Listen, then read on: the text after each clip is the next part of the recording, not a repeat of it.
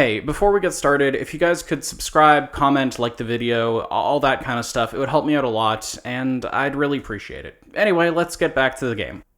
After an eventful night of battles and being ditched by my friends, it was time to go back to my own responsibilities, taking me over to Wild Area 5 in order to finally help that Fennekin I abandoned to progress the story. While here, I ran into a wild alpha Pidgey and figured, hey, this is an easy catch, only to immediately black out.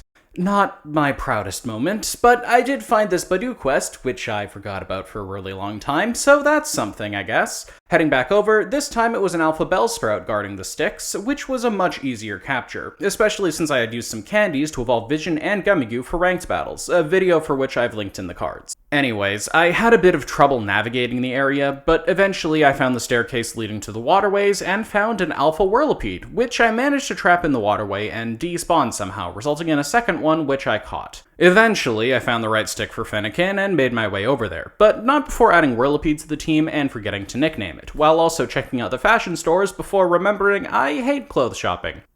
Once I headed back over to Fennekin, I was surprised to find out that as a reward for being several days late to help improve its condition, it was added to my team as a member of my party. And it just so fortunately happened to be nighttime, which meant it was the perfect chance to train up my newest addition and test out what she's capable of, resulting in a rather quick evolution to Braixen.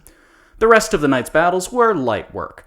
Turns out, having a lot of mons in the late 20s to early 30s meant that my level 17 opponents weren't much of a threat. Still, the night did have its moments of hilarity, such as a Clefairy that used Draco Meteor and managed to miss a mostly stationary target. It wasn't long before I managed to get myself a Challenger's ticket, but in keeping with my inability to progress the game's story, I did spend a bit more time here battling, allowing me to evolve the Ralts I'd picked up from the mystery gift into a Curlia. After having my fill of senseless violence, I headed off in the direction of more side quests, only to find a hedgehog squaring off against a taxi. The little lady is a mon after my own heart, and most importantly, it loves to battle. I feel like we're gonna get along great. After a few rounds in the ring, Chespin here joined my team as my next new party member. And if you haven't picked up on this by now, I'm going to be switching around between party members a lot. Since the night still somehow hadn't finished, I had time to make my way over to the location of my next battle with Zavi, I think that's how you say it, a grade schooler who is in the ZA Royale just for the love of the game, and honestly, I respect that.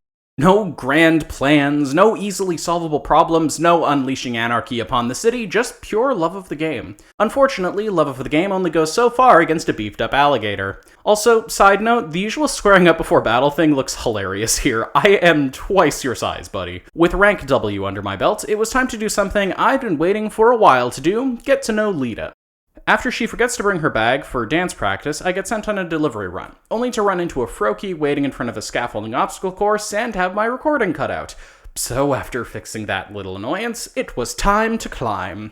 The first course was pretty easy, the second was a bit trickier, but the third, oh, that was a piece of work. See, you have to cross these super thin beams, which on its own wouldn't be too bad. The problem is that, just due to their sheer size, it's hard to mount the beams in the first place. Most notably here, where you have to do a roll jump in order to continue the course, so if you fail to line it up properly, you effectively fail the challenge. And while 50 seconds is more than enough time to finish the course, if you fall off, you won't be able to, since it takes about 20 seconds just to get to the hard part. And of course, the challenge doesn't have an automatic retry button, meaning you need to manually talk to the person running it for a second shot. I cleared it on my third try, but as you can plainly see, I was taking things at a bit slower pace than I otherwise would have given the circumstances. Still, I did manage to clear it, obtaining a Froakie. It was also around now that I realized I'd forgotten to nickname any of the Kalos starters, and since I was actually planning on using Quilladin and Braixen, it seemed like a good time to grant them their new names. So everyone give a warm welcome to Dreadnought and Aladdin. And if you don't get that reference, read Magi. After doing a little more urban parkour, I decided to wrap up some side quests before meeting with Lita, the first of which includes this lady and her Audino.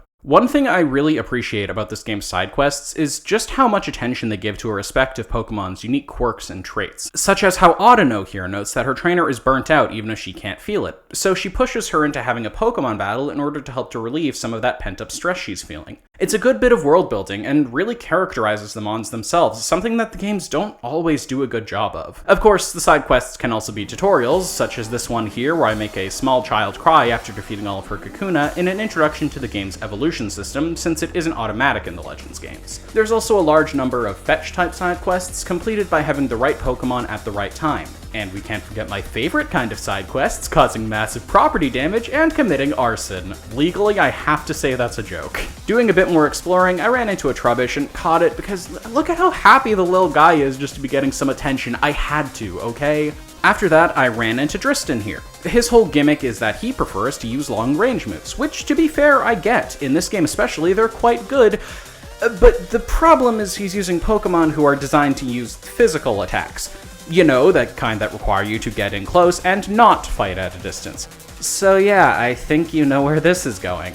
Celebrating with some retail therapy and taking a moment to update my look, finally ditching the dumb hat, I tried to break into this very out of place and obviously plot-related building, only to be told that this is, in fact, private property and I'm not allowed here yet. Which, to be fair, is at least a reasonable excuse to have me not able to access parts of the city, unlike in X and Y, where a power outage in the middle of the day somehow means I can't explore the inner city. Speaking of exploring the city, I did that. Like, a lot of that. For an hour. Editing me thanks gameplay me for making this life so much easier. But I did manage to track down Rasheen Construction, getting me a few pieces of Canary merch, which somehow means I can get more rocks dropped directly onto my head without dying. Eventually, I got tired of wasting everyone's time and made my way over to talk with Lita, who so far has proven to be the easiest to like character for me so far. Her genuine passion for dance is something I really admire, which is maybe not surprising considering I make videos and also am working my way towards being an actor, but it's a treat to see somebody working towards a creative passion, especially when they have such a clearly cheerful outlook on the whole thing. And now I need to defeat her. And much like her teammates and brother, it's not especially challenging. Another bit of characterization I love is the fact that Lita's constantly hungry and spending money at restaurants despite being broke.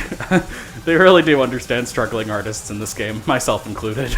Moving the plot along, it was time for another ranked battle, after some side quests, of course, such as finding and catching the guaranteed Shiny Mareep. I wasn't too sure if I'd use it, seeing as I already had Vision, and a free Shiny is something I'm less inclined to use than a random Shiny, but I caught her, named her 2B, and continued on my way. I'll spare you the details of the ticket battles, suffice to say it consisted of sneaking up on unsuspecting victims, I mean civilians, and battling with my totally normally leveled team until I racked up the points to compete for a new rank. Feeling a bit peckish for a battle, it was time to visit Restaurant Lana and its owner, Rintaro, my next opponent. His dream is to use his wins in the ZA Royale to improve the ratings of his restaurant, which seems like it would be at best ineffective, and also false advertising.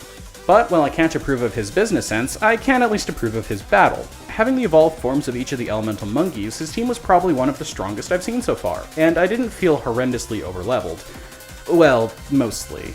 But he, like all the others, fell to my might, getting me a flashy new V-card. Wait. After my meal, I got a call from Emma warning me to be on the lookout for Zygarde, who I guess was also on the lookout for me as well. Seeing as Zygarde was in dog mode, it requests a game of chase, something which my dog has done more than once. But instead of feeling relieved like I do when I find my canine companion, Zygarde here instead led me to a Mega Evolving Absol who's just about to run out of control. And since, for some reason, the woman in a super suit that lets her jump the height of buildings effortlessly can't get up here without some sort of ladder, it's up to me and Lucario to win the day and calm Absol down. Being the first Rogue Mega Evolution battle, I think this was made simpler by default. Absol doesn't really attack much, and it's got a lot of health, but I just kept hammering away with super effective moves until eventually it went down. After the battle, Tawny shows up to try and help, which is a bit late even if I do appreciate the sentiment, and Emma fills us in. Turns out there have been a lot of these Mega Pokemon running around, and since Mega Evolution is basically torture for a Pokemon if they don't have a bond with their trainer, and these guys are super powerful, it means we have to help them. Fortunately, with Absol on board, things should be easier than ever. If I ever remember to actually use him, of course. I'll be honest, I don't think I have so far. In order to try and make up for yesterday, Tawny proposes a battle in order to get me used to the idea of battling Mega Pokemon. It's an interesting proposition, but unfortunately for her, I have to reject it, taking her down with just Gummigoo and all without ever going Mega. Should I have? Maybe. But winning with a single Pokemon, especially one with a type disadvantage against the one Mega Pokemon Tawny used, all without Mega Evolving myself, was just too good a chance to flex to pass up. With Lumiose safe for now, it was time to get some rest and prepare for the coming danger as the journey continues.